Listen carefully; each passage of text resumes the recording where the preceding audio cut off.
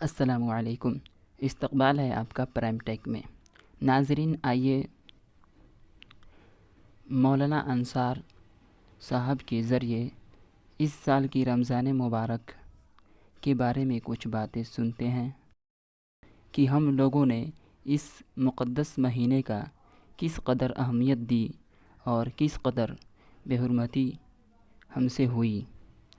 तो चलिए नाज़रीन, इसे सुनते हैं और समझने की कोशिश करते हैं।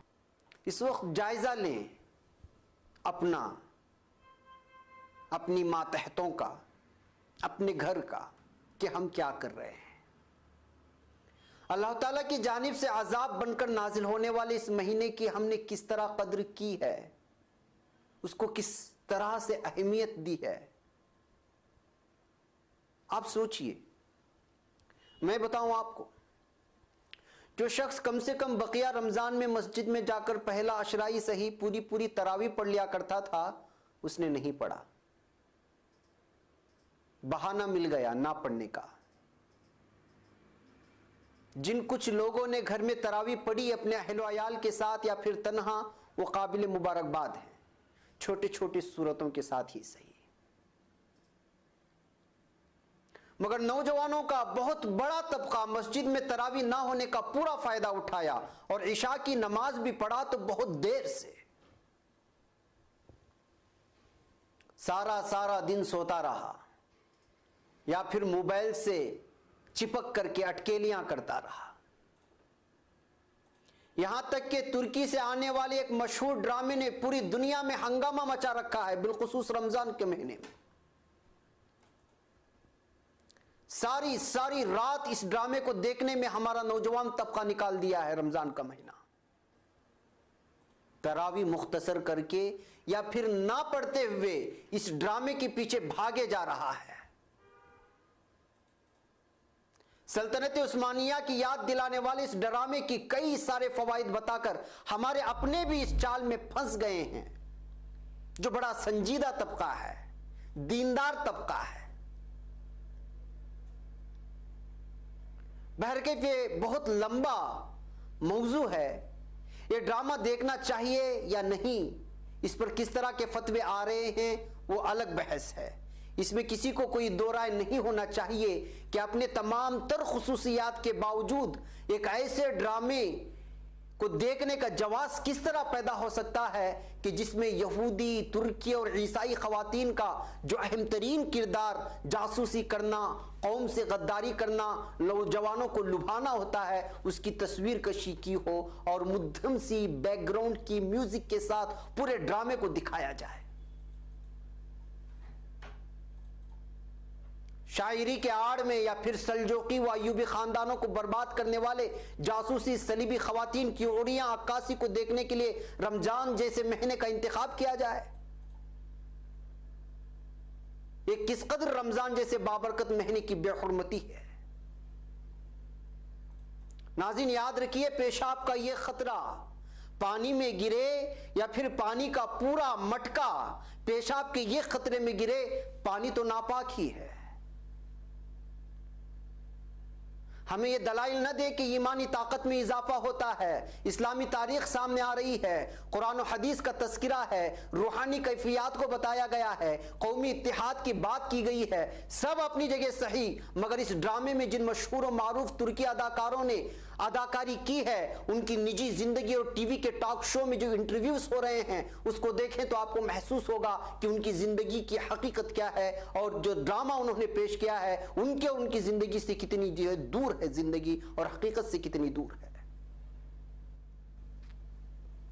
यह ड्रामा आपके जज्बात को भड़का रहा है, ईमानी कुव्वत में तकवीयत ला रहा है, लेकिन जो किरदारें कई बरसों से इसमें शूटिंग कर रही हैं, न जाने एक एक डायलॉग को याद करने के लिए कितने कितने महीने लग गए, इस्लामी तारीख के किरदारों को निभा रहे हैं, उन्हीं की जिंदगी उन तमाम चीजों से पूरी तरह खाली है। वाह रे इंसान, तेरे दलाइल पर वारे जाऊं। नाजरीन, जाकर के देखिए, उलमाए किराम ने सल्तनत उस्मानिया के जांबाजों को, इस्लामी तारीख के जिगरपारों को अपनी कई किताबों में, तारीखी किताबों में बयान किया है, उनको दर्ज किया है।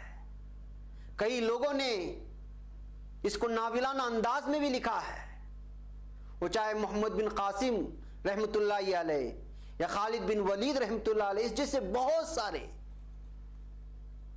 जो इस्लामी जांबाज थे, इस्लामी हीरोज थे।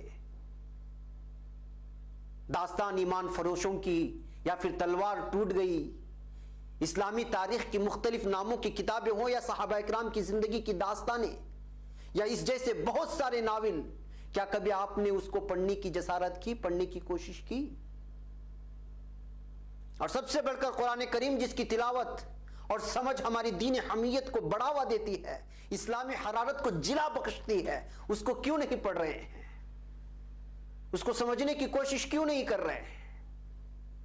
शैतान ने रमजान की बर्बादी के लिए खूबसूरत ईमानी जज्बात के नाम पर एक खिलौना लाकर दे दिया, तो आप उससे अपना दिल बहला रहे हैं और दलील भी दे रहे हैं कि ईमान ताजा हो रहा है।